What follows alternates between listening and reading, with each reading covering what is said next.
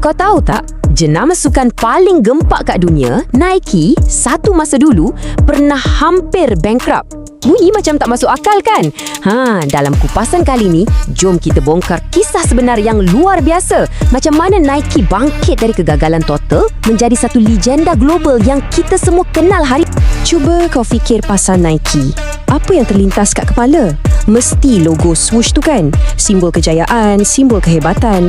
Tapi hakikatnya, ada satu masa di mana diorang ni hampir-hampir terkubur. Jom kita patah balik ke zaman permulaan diorang. Satu zaman di mana nama Nike tu langsung tak ada makna apa-apa. Okey, cerita dia bermula pada zaman awal penubuhan syarikat ni. Masa ni, Nike berdepan dengan satu masalah yang sangat-sangat besar. Masalah yang hampir melingkupkan bisnes diorang. Apa dia? Kasut diorang langsung tak laku. Bukan setakat tak laku sikit-sikit, tapi betul-betul tersadai atas rak sampai berhabuk. Cuma bayangkan situasi ni. Nike masa tu hanyalah macam budak baru nak up dalam industri yang dah dikuasai oleh gergasi-gergasi macam Adidas dan Puma. Rak kedai penuh dengan kasut Nike yang tak ada siapa pun pandang. Orang lalu, tengok dan terus capai jenama lain yang diorang dah kenal. Diorang jual kasut dari belakang kereta, merayu kedai-kedai sukan, tapi selalunya kena reject mentah-mentah. Dan inilah punca masalah dia.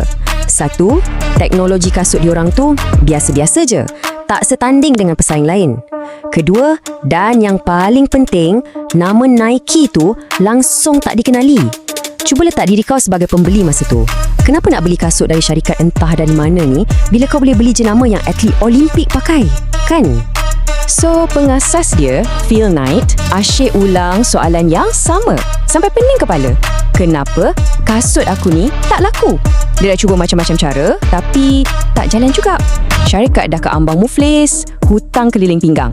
Tapi soalan inilah yang akhirnya mencetuskan satu revolusi yang mengubah dunia pemasaran untuk selamanya. Dekat sinilah ceritanya jadi betul-betul menarik.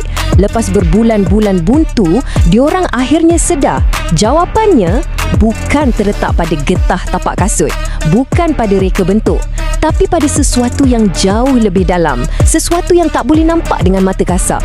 Diorang faham, walaupun diorang cipta kasut paling canggih atau paling lawa kat dunia sekalipun, ia tak akan selesaikan masalah. Sebab masalah sebenar bukan pada produk tu, tapi pada perasaan.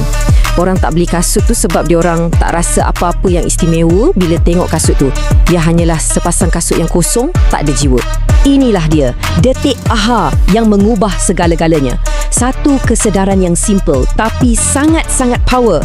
Orang bukan beli kasut, orang beli perasaan yang diorang dapat bila pakai kasut tu. Diorang beli version diri diorang yang lebih hebat. Diorang tak beli benang dengan getah, diorang beli keyakinan. Diorang beli semangat seorang juara. Jadi, fokus diorang terus berubah 180 darjah. Dah bukan lagi pasal material tapak, jenis kain atau berat kasut. Tak penting semua tu. Sebaliknya, ia adalah tentang emosi yang semua orang nak. Aspirasi untuk jadi pemenang, semangat untuk tak putus asa dan identiti sebagai seorang atlet walaupun cuma jogging pusing taman. Okey, so diorang dah ada falsafah baru yang power ni. Tapi, macam mana nak sampaikan mesej ni pada dunia? Diorang perlukan sesuatu yang ringkas, padat dan boleh merangkumkan semua semangat dan aspirasi ni. Lalu, lahirlah 3 perkataan paling ikonik dalam sejarah. Just do it. Ia bekas takat slogan, tahu tak? Ia dah jadi macam satu seruan, satu lesen untuk semua orang supaya berhenti berfikir, berhenti ragu-ragu dan terus bertindak, kejar apa yang diorang nak. Dan mesej di sebalik slogan ni memang genius. Kalau kau ada badan, kau seorang atlet. Tiba-tiba, Nike bukan lagi untuk atlet profesional je. Ia untuk semua orang. Untuk makcik yang baru nak start jogging, untuk budak yang main bola kat taman, untuk sesiapa saja.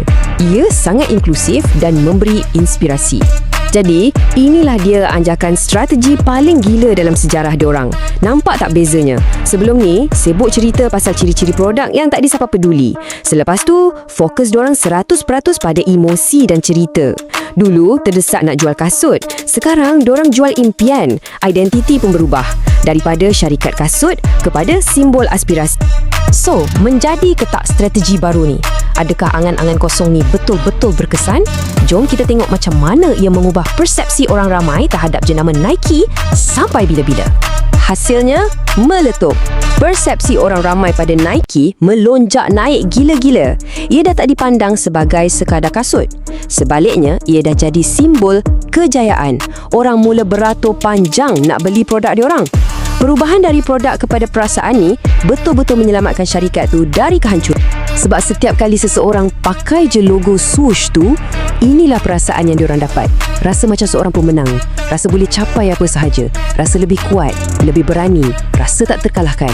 Nike dah tak jual produk fizikal. Diorang jual versi terbaik diri kau. Jadi, apa pengajaran paling besar yang kita boleh ambil dari kisah Nike yang gila ni? Sebenarnya, ia adalah satu resepi universal untuk bina jenama yang hebat, tak kira apa pun yang kau jual.